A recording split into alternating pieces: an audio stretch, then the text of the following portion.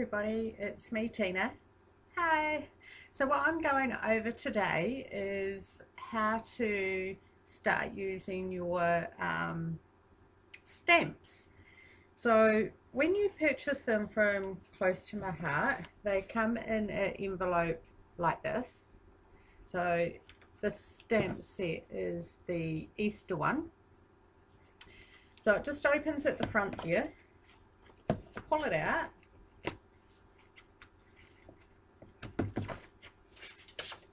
And what you'll get in it is like this.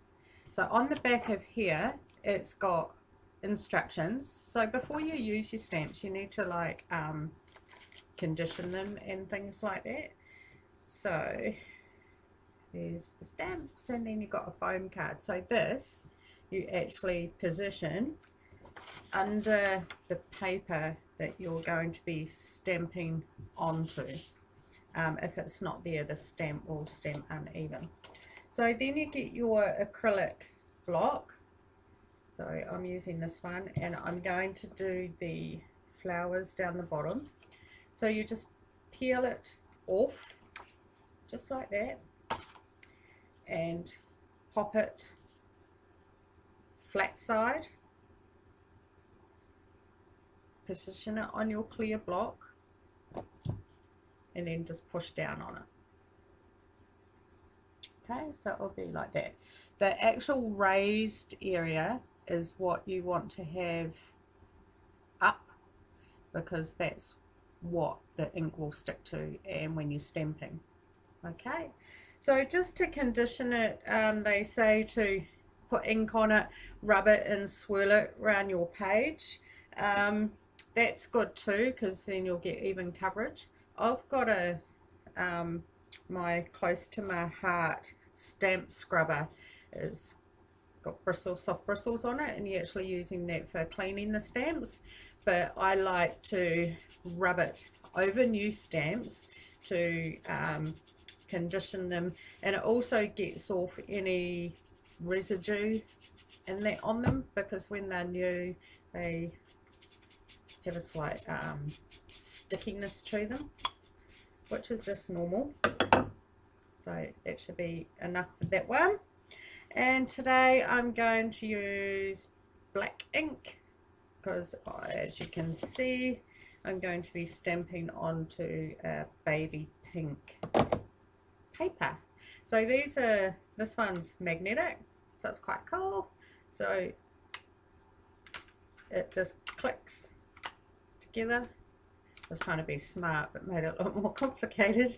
Yeah, so it's magnetic. Is that cool?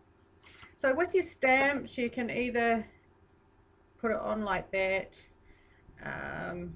Personal preference, I prefer to put mine like that, so I'll sort of do it like that. I stamp and then I turn it, because I don't want, over a long period of time, if you keep stamping in the same place, you get an indentation in your inking pad. So I've always been in the habit of slightly twisting as I do it, and just making sure once again that the foam that comes in with your stamp, you position, and then you just get your stamp and just pop on the paper, and I just give it a little bit of pressure, not a lot, and just lift it off. And you can do what we call second generation stamping. It just means you don't re-ink your stamp, you just put it on and it gives it a softer look. And third generation is when you stamp it the third time. The reason sometimes I do that is when I'm using my watercolor paints and I don't want the background to be so intense. I'm just going to re-stamp and do another lot, so just bear with me. Once again, I'm just going to move my pad that's underneath and just moving it along a wee bit. I'm just going to tilt the camera down a bit so you can actually see what I'm doing. So it's all inked up. I'm just putting flat down on the paper and just applying even pressure and up. So that's my first stamp. Then I'm going to do what we call a second generation stamp. It's a bit lighter, and I really love to do third, like I said, for my watercolors, or even chalk, where you want the effect to be softer. And sometimes I'll even do like a fourth, because then with the fourth, sometimes what I'll do is I'll just lightly brush over it with a glitter, because I mainly want the colour of the paper to shine through, and my stamp is just like for decoration. So I'll just tilt the camera up just a little bit because the lighting's not too fantastic, so bear with me. So the darker down the bottom, other finger Tina, is the first generation, which is quite intense, more dramatic. The next one, where are we? The next one's the second, and then the third, and then the fourth, if I just want it like slightly subtle, and it might be in the distance, in the background, and I just put it there to jazz up the paper a bit more rather than the actual main feature of the project that I'm actually doing. So as you can see, the stamps are really good. So here it is again. So what I do, you can use baby wipes, but I've just got these cloths that I cut up. You can use Chuck's cloths as well. Have it damp, just rub it over your ink. It's actually easier to do it while it's still on the block, so don't take it off the block just yet. And the block is this clear acrylic that I attach the stamp to. Okay, the actual stamp itself is what I stuck on. After you've done that, we do have a spritz cleanser that you spritz on, but after I've done this video I'm going to do a wee bit more stamping, so I'll do that later. But you just go either onto your cloth or onto the stamp. Do you like that sound effect?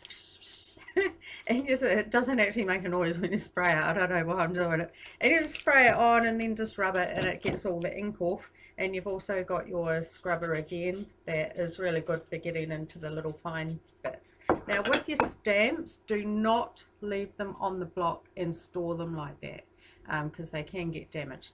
So they're just easy to peel off. Just grab it and peel.